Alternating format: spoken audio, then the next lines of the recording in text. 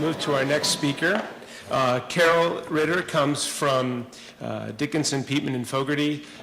This law firm has been one of the standards in the wine industry up and down in Napa for over 30 years. They have extensive experience in both contracts, leasing, winery acquisitions, pretty much any kind of deal that goes on in the North Coast. Carol's law firm has been involved with. We've asked her here today to talk about contracts, and within that I think she'll talk a lot about the relationship that underpins a really great contract. So without any further delay, I'd like to invite Carol to the stage.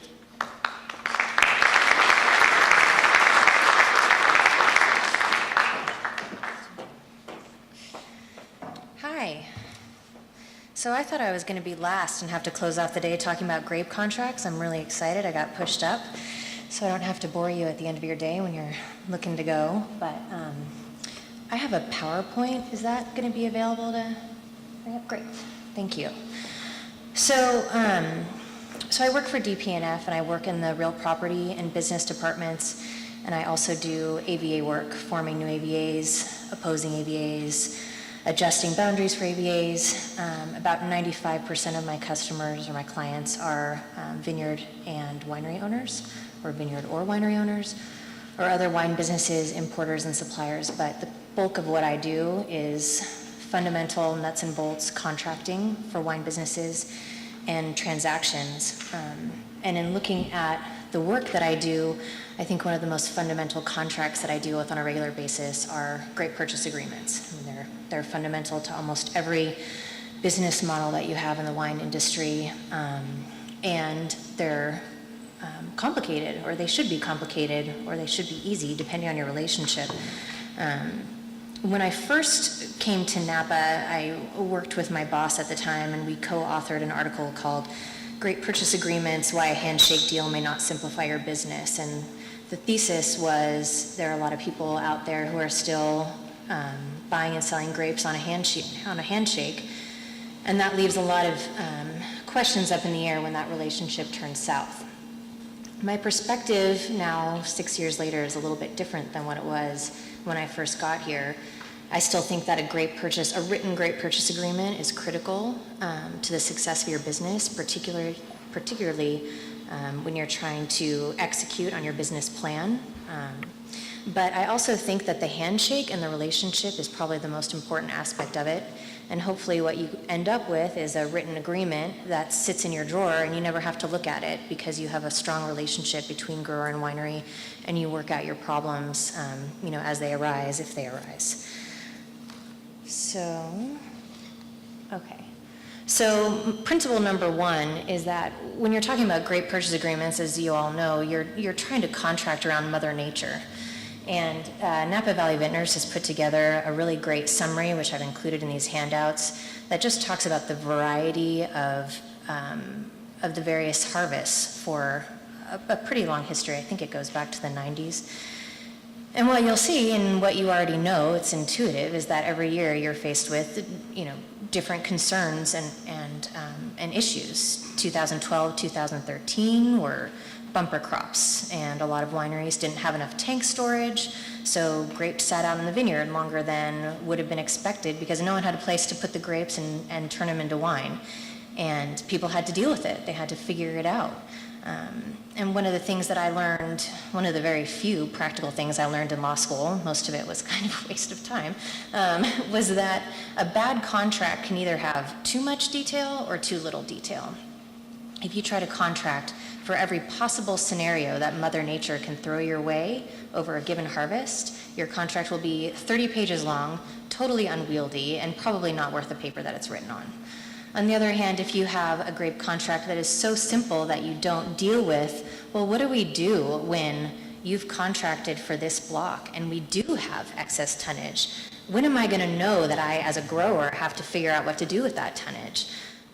Those are the essential issues that you do want to be covered in your grape purchase agreement, but you want enough flexibility, and I think you want enough, and really, again, what's important is to have a relationship between winery and grower where you can adjust together as Mother Nature requires. So that's one of my big thesis points here, and then I'll get into some of the details. My other thesis is making sure that your contracts support your business plan. And a lot of people don't think about this. They think about the immediate contract. I have a need to fill, I have grapes that I know I need a home for, and so they're looking at one contract at a time and not thinking about the overall picture. And that can be true from the grower side or from the winery side. But ultimately, you probably have a business plan in mind. You have a plan for growth, maybe a plan for exit as a winery or as a grower. And your grape contracts are an asset of your business, and those contracts should be treated as an asset that is going to be terminated or assigned or sold at some point in the future as your business evolves and changes.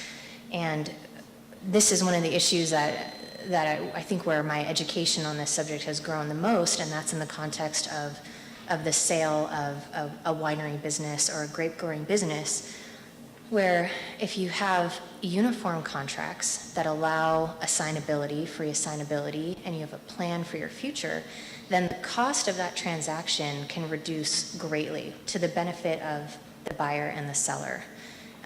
If you have contracts that are uncertain, that require consents for assignment, and maybe consent for assignment is really important, but it should be thought about in terms of the context of your business plan and making sure that your grape contracts support your business plan. The other element of a grape contract, and I think this ties into what Andy was saying, is that your grape contracts can support your marketing goal. They can include an element of vineyard designation, of the use and promotion and the creation of a brand in a vineyard for the benefit of the grower and the winery. They can also be used to support other viticultural goals, sustainability, or turning a vineyard into an organic, certified organic vineyard. And that can all happen in partnership and can be addressed in your grape purchase agreement. In that sense, you're tied together with someone who is a worthy partner in those endeavors. So getting into the nuts and bolts, the first question is, who are the parties to this contract? And surprisingly, maybe not surprisingly, oftentimes the right parties aren't actually named, which can cause confusion down the road, particularly in the context of a change in ownership. That could be either on the estate planning side of things, if you're talking about the ownership of a vineyard, but it can also be the change in control of the business itself as a winery or a vineyard. So make sure that you know who your buyer is. And also you want to consider whether or not, if your buyer is a new entrant to this business, then how are you going to treat them? Is this going to be a short-term contract where you can figure out if they're a good partner for you? Or are you going to invest for a long-term period? And then what kind of due diligence do you want to do on this buyer to make sure that this person is going to pay on time and is going to do with your grapes what you think they're worthy of and what's going to promote the value of your vineyard. It's also going to impact your viticultural practices, because there will be a lot of contracts where viticultural practices are vested in the grower. On the other hand, you have grape purchase agreements where the winery is going to require a certain amount of control over what happens in the vineyard. And before you turn your vineyard over, you really want to make sure you know who your buyer is. The other issue is your buyer licensed? And this might be something that you're familiar with, but any person who is a processor of grapes, is buying your grapes, needs to be licensed, needs to get a CDFA processor's license. And this is a really important fact for two reasons. One, your grower's lien, if you want to ever enforce a grower's lien, then your buyer needs to be a processor, a licensed processor. The other element is that the process of getting licensed through the state requires a certain amount of due diligence by the state, actually, into the financial creditworthiness of your processor. So it's not a bad idea to let that process go through with the state to figure out whether or not your buyer has actually met the state's creditworthy requirements, and then you can do your own due diligence if you need to do it also.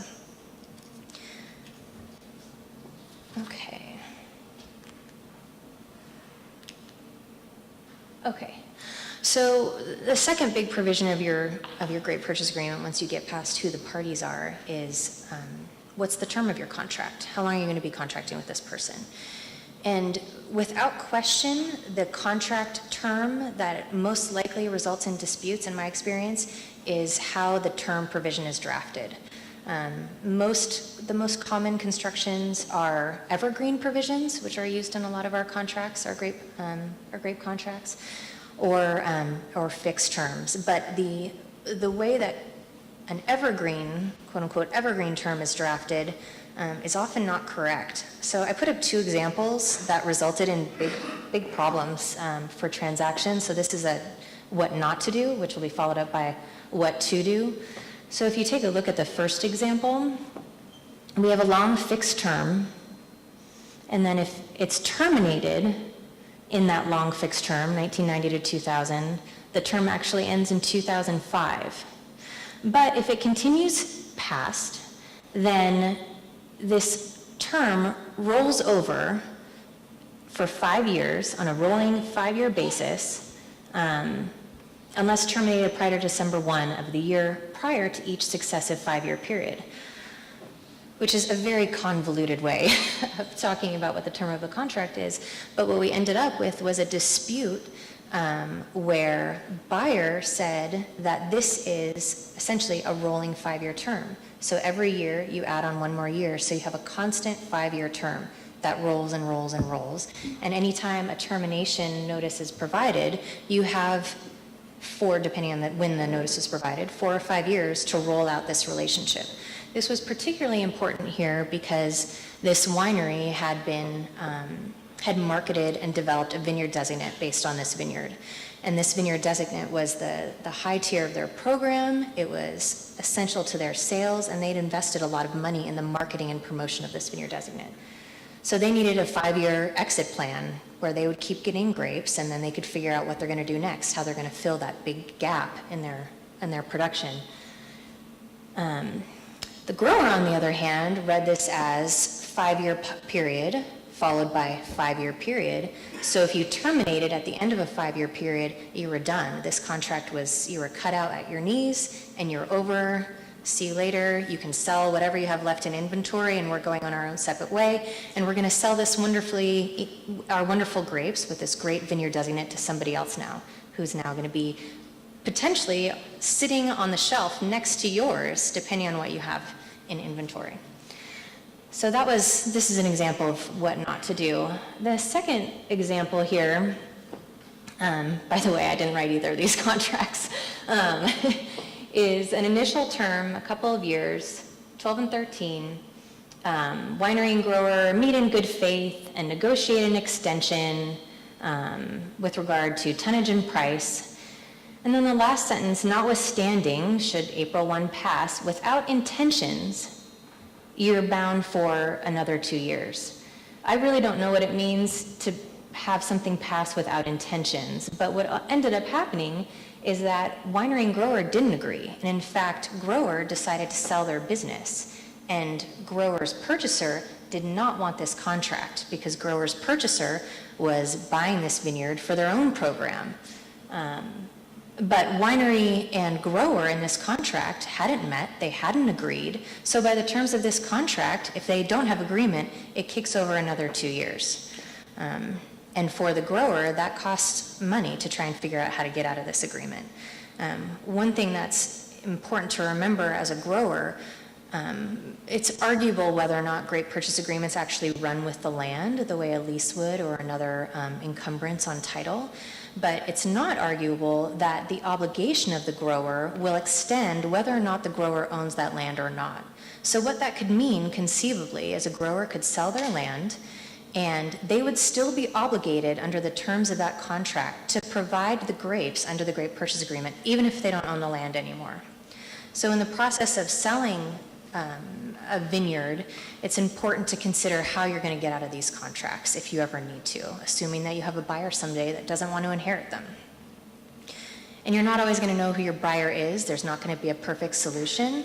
But it's something to consider if you have an exit plan in mind and you're entering into a long-term contract, that there might be a cost of getting out of this contract if it's not desirable for a future buyer.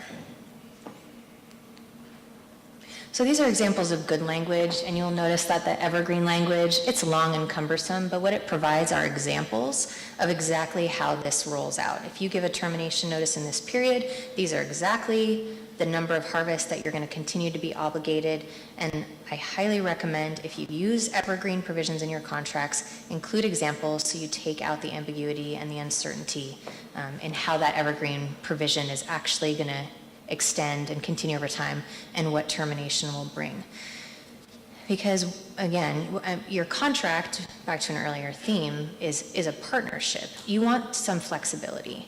And oftentimes contracts will have detailed provisions about the rejection of grapes and the delivery and acceptance and what happens if grapes are rejected. Practically speaking, I don't see disputes occur when that happens. Usually the parties sit down, they come to a business decision, they decide what to do, and everyone treats each other fairly. When you have a dispute is when it comes time to terminate a contract, because that contract has failed at that point. This is not a contract that's going to carry on in the long term, so those termination provisions, how you're going to walk away from this relationship, are really incredibly important to be clear in your contract. So after the term, we talk about pricing. Two primary methods for pricing are on a per ton basis or a per acre basis. They shift risks in different, by the mechanism that you use, starting on a per acre first. That's the easiest. A per acre grape purchase agreement actually ends up looking almost more like a lease. And usually with a per acre pricing, you have a winery that's controlling the viticultural practices. Their vineyard manager is on site because they are taking on the risk associated with the success of that crop. The downside of per acre is that your grower is going to lose the upside if you negotiated a per acre price and it's a bountiful harvest. You're not going to see it as a grower. But on the other side, if it's a short crop, then it's winery that accepts all that risk. So from a risk perspective, a per acre contract can be good for a grower, but you are potentially losing that upside. Per ton is the most common way that we see grape purchase agreements, and usually you're identifying the specific block from which the grapes will be harvested.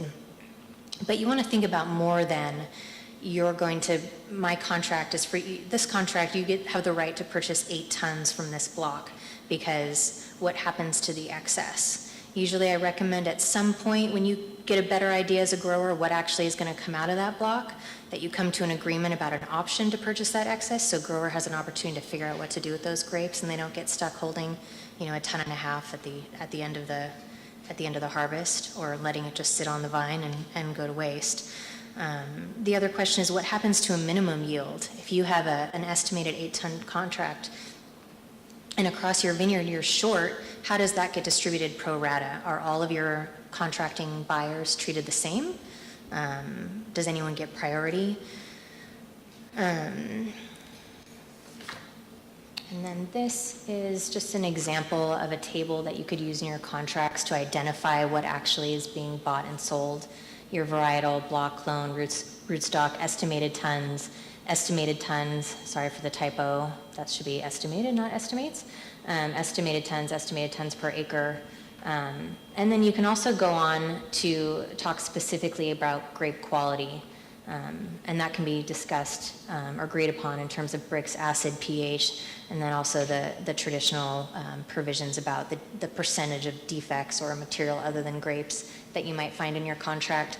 Practically speaking, those provisions are usually in contracts, but are your grapes going to be delivered to a facility where you're actually going to be able to determine whether or not you've exceeded that 2% of material other than grapes? I don't know, but it's in a lot of contracts, and you can consider whether or not you want it in yours. One provision that I do suggest, and this is again getting at whether or not your relationship has deteriorated, is if you have a winery that repeatedly rejects deliveries, the grower might want an option after a certain number of deliveries to terminate that contract. If your buyer doesn't like your grapes, you don't want to be doing business with them. So how do you get out of that contract at that point?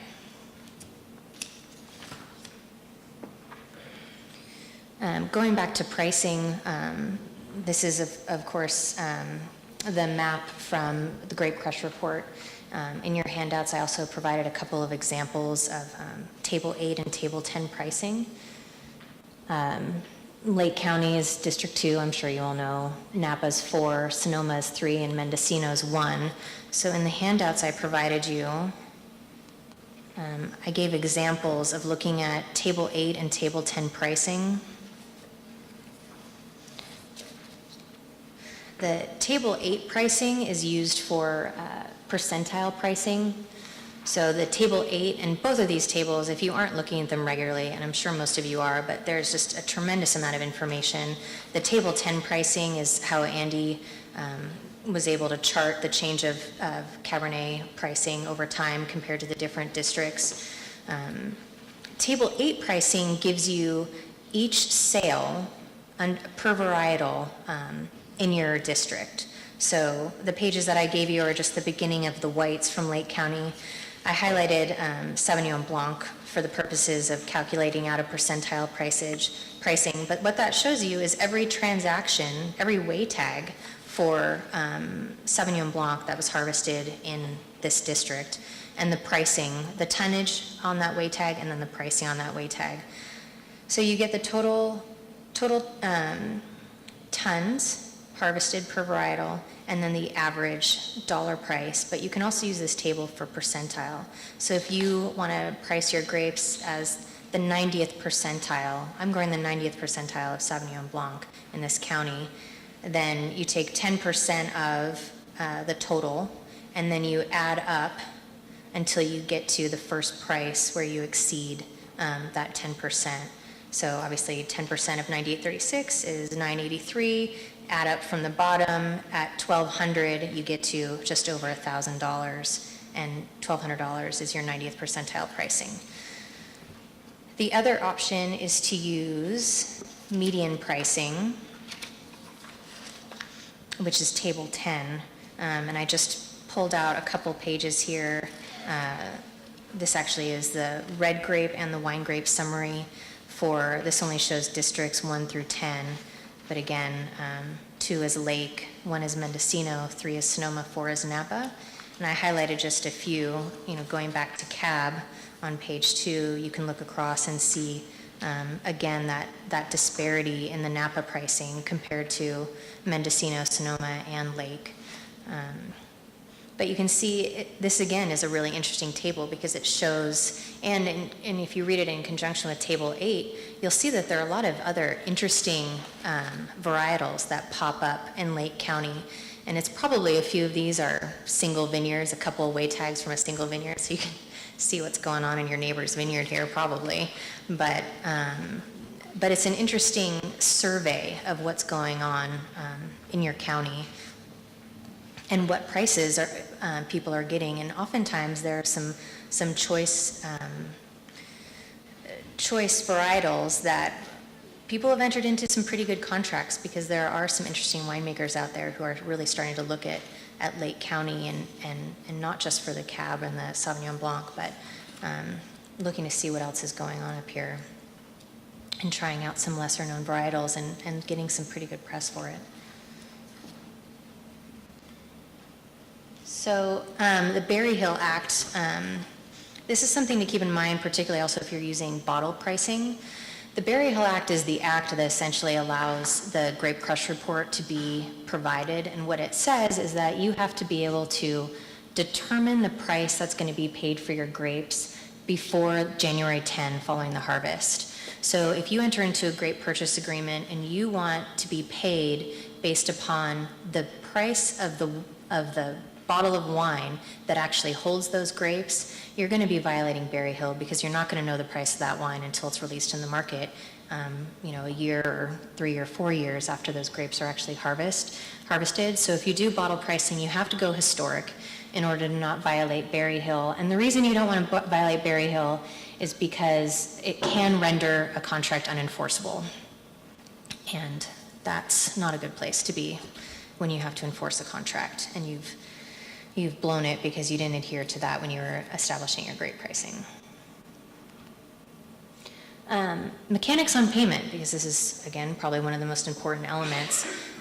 As a grower, you want to confirm that your buyer has a CDFA processor's license. That processor's license is going to be critical to your ability to enforce a grower's lien if you ever need to. The other element that I always remind my clients is don't give free financing to a winery. If they don't pay on time, there should be interest on that, interest or penalties. The fact of the matter is, if you have a winery who's having credit problems, they're probably going to pay who's ever knocking on the door their loudest and assessing interest against the delinquent amounts.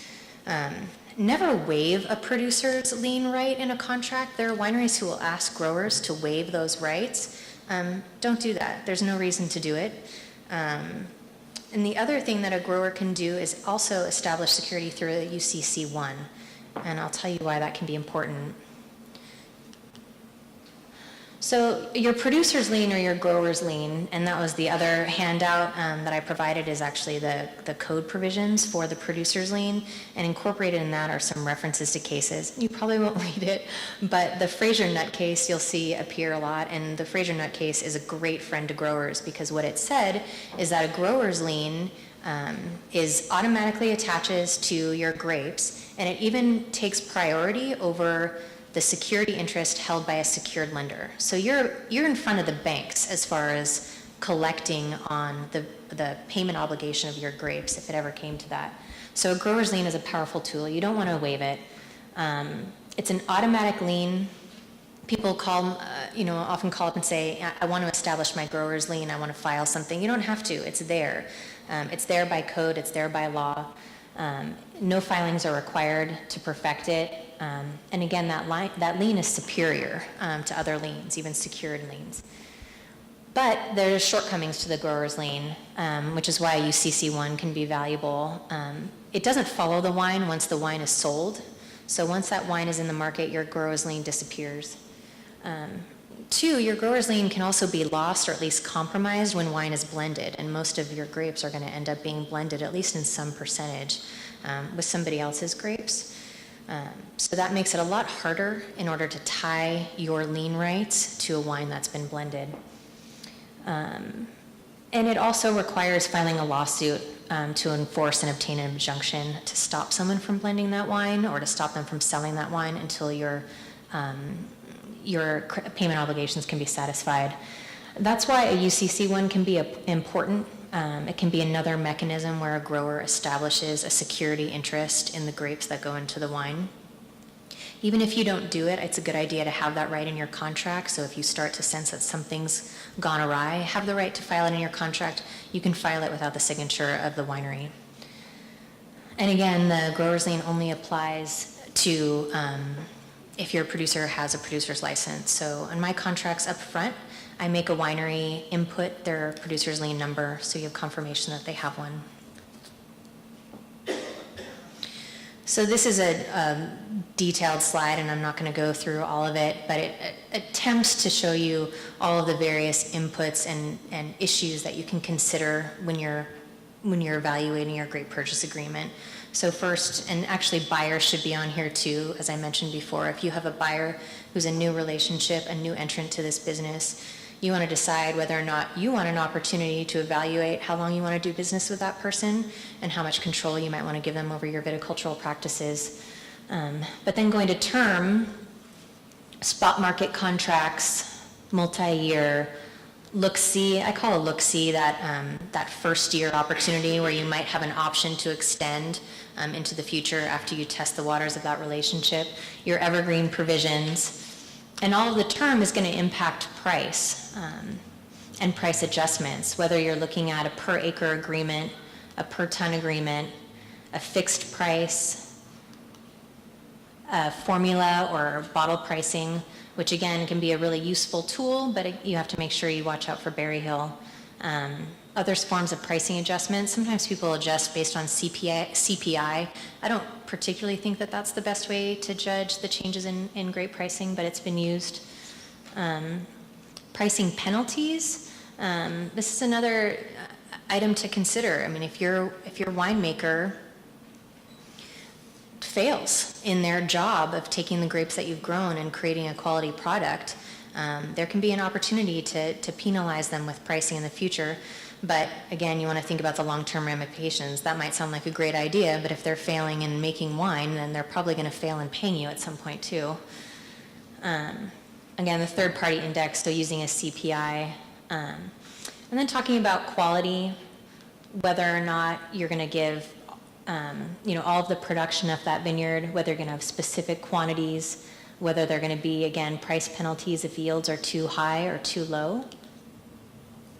And quality, I'm sorry, did I say quantity or quality? Quality, when we're talking about viticultural practices, who's going to control them, what kind of representations you're going to make regarding quality and whether or not they're meaningful, what kind of quality standards, rights to reject a crop, what mechanisms you have for dealing with rejection. It's important to have in your contract, but again, rejection is something where, in my opinion, it really, you manage those situations with your relationship, not with what's in your contract. But again, if you have a winery who's repeatedly rejecting grapes from your vineyard, then you want a way out of that contract. It's a failed relationship. And then viticultural practices, of course, impact directly your pricing, your quantities, and your quality. So who's going to be in charge?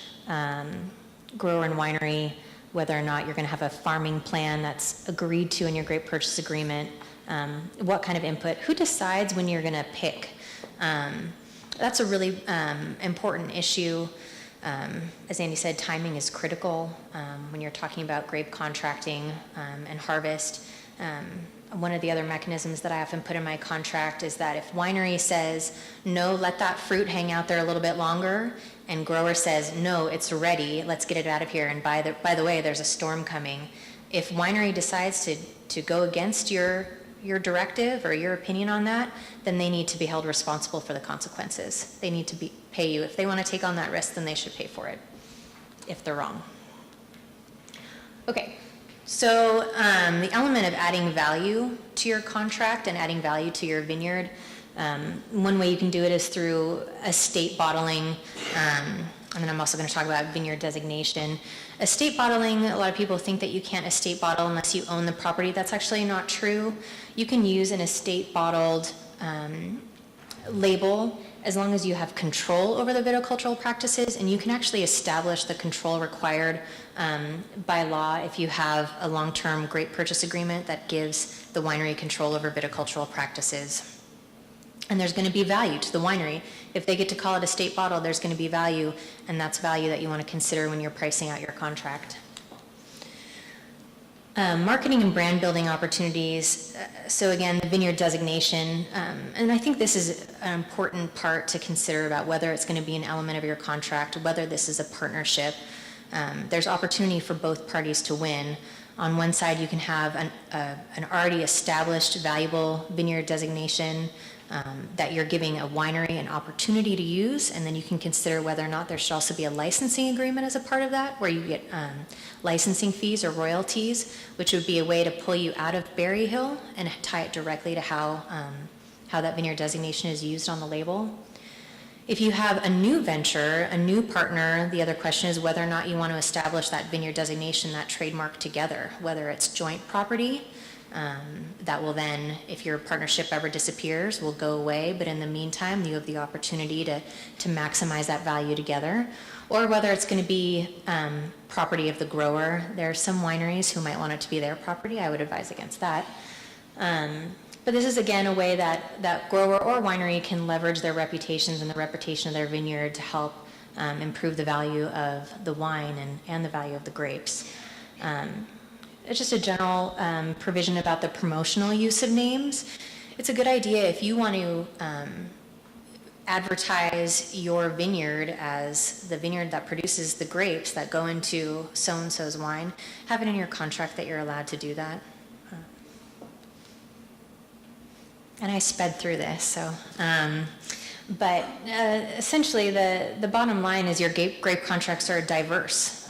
They should be as diverse as the parties involved, and they should consider the business plan that you have for your vineyard or for your winery, and they should consider the partnership going forward. And this is a fiercely competitive industry, and strong relationships are the key. And those relationships can be leveraged to improve the value of your vineyard and also improve the marketing of the winery, and that partnership will, at the end of the day, I think, make everybody a little richer for it. And that's it.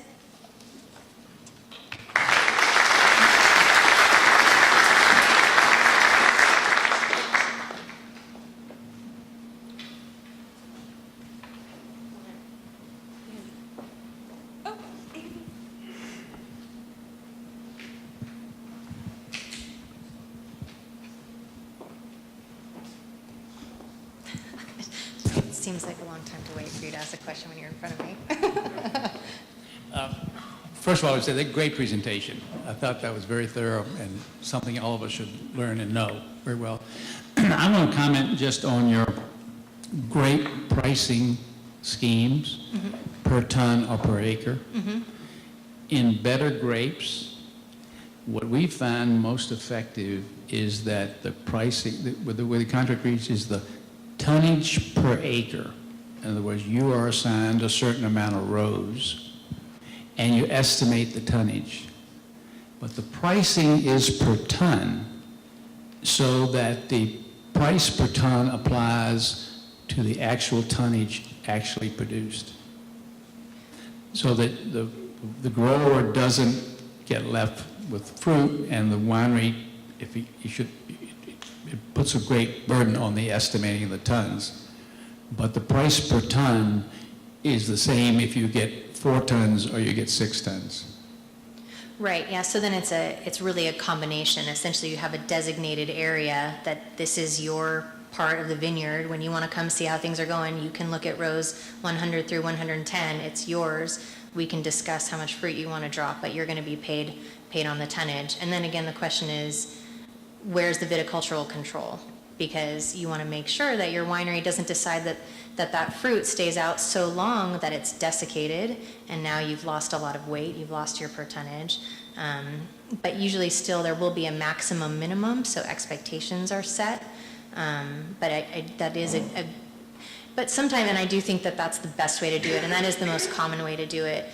We still have contracts where people are looking for their wine program, a fixed tonnage, and then you need the backstop protector there for the grower to make sure that they at least have time to make some, get some value out of the excess. We as growers wouldn't like that, but the thing is that where we've gone now is on this hang time and the excess, is that over a certain balling, say 27, a bonus situation comes into play. But the wine, I don't know of any contract where the winery doesn't have control over the picking date. Well, actually, I have contracts where the winery gets the say, but if the grower makes a determination that the crop is at risk for various factors, then you can you can allocate the risk at that point. Yeah, that's in that crisis situation, yeah.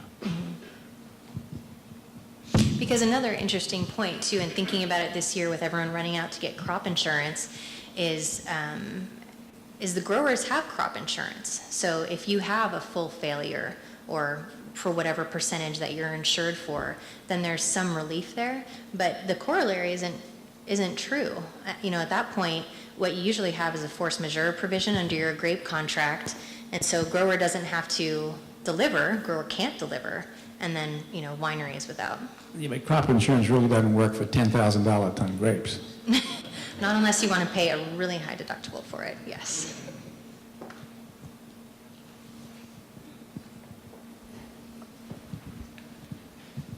Staying on. Just a comment on field rejection of grapes. And I'm going to give you a scenario.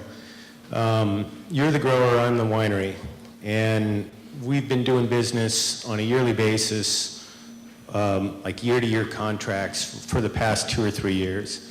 And your quality in the vineyard has been improving. My price paid to you has been going up based on that quality, and your viticultural performance in the vineyard. And on a high yielding year like 2013, through several independent crop estimates, it's determined that your crop is 25 to 50% higher than the tonnage set in the contract. And it's pointed out to you throughout the growing season, and you were repeatedly asked to make the crop adjustment, along with other things. Your vineyard manager is saying the same thing to you.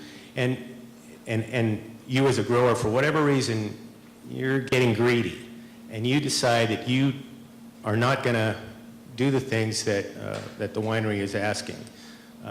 You let your weed control go. You don't do your shoot thinning, your timely crop adjustment after set, and then at veraison, whatever, You're basically growing an extreme commodity crop and chasing a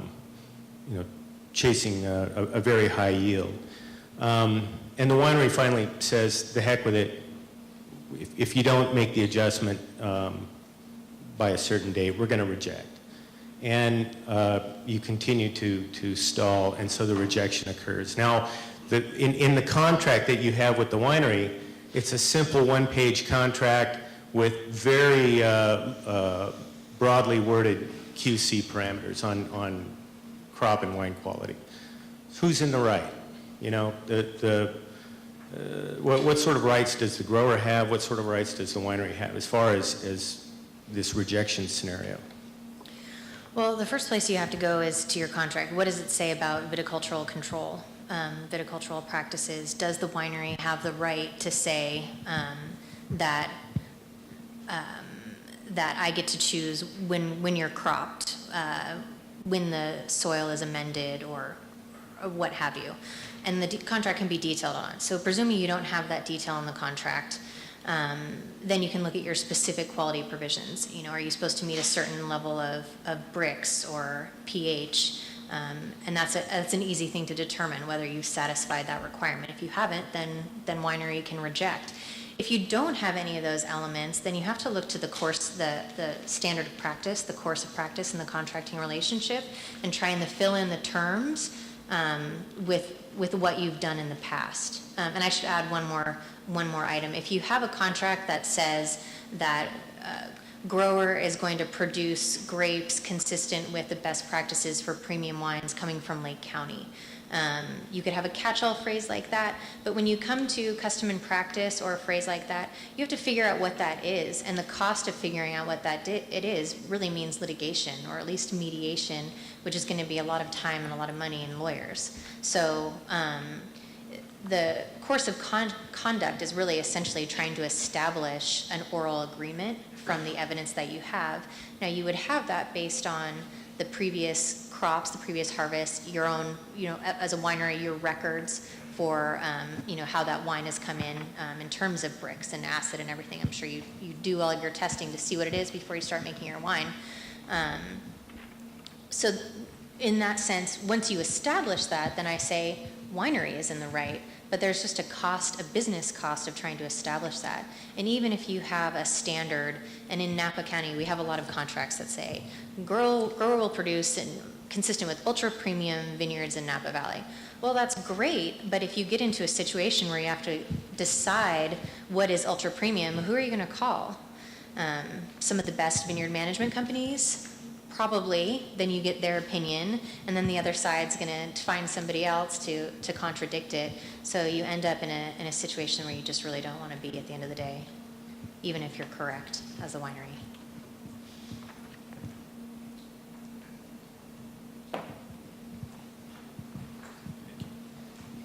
So I'm not sure exactly how to word the question, but I have a custom farming business with machine harvesters, and you got me to thinking when you said that the growers sometimes need to be holding the wineries responsible for delayed picks. And in my experience, that's almost always because of tank space, and it's not the half a dozen other reasons that we get. Right. But I'm curious, if I have a scheduled pick and at the last minute or on the last day, or sometimes within the last 2 days before the pick happens, the winery will delay the pick for whatever their reason might be. I understand that the grower needs to hold the winery responsible to some extent for that if they can, but what happens to me in that case is that I may not be able to wait, and I need to go to the next job, and then I may not be able to come back to that to the first grower that got the pick delayed.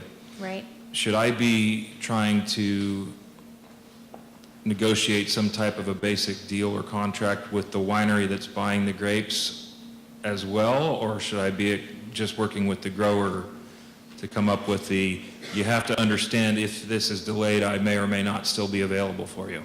Right, one way to deal with that is once you have a picking date set, that neither the winery nor grower can change it without a certain period of notice.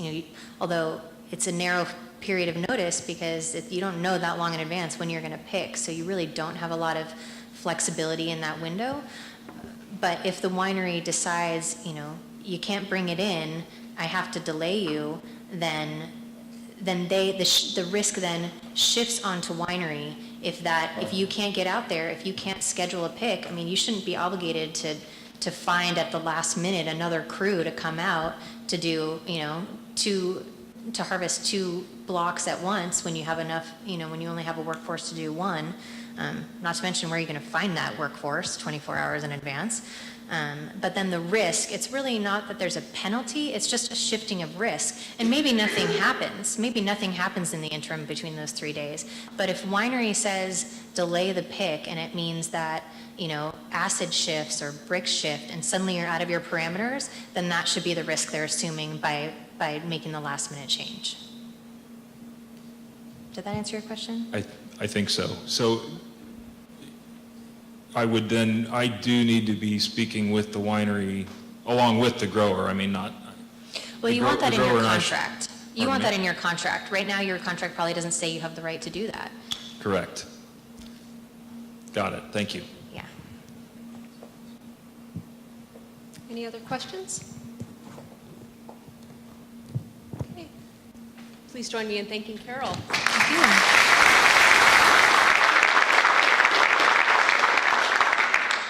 Thank you, Carol. We're going to take a break, about half an hour, and we're going to come back, taste some wines, and some esteemed buyers in our county will tell us about the future of Lake County as they see it.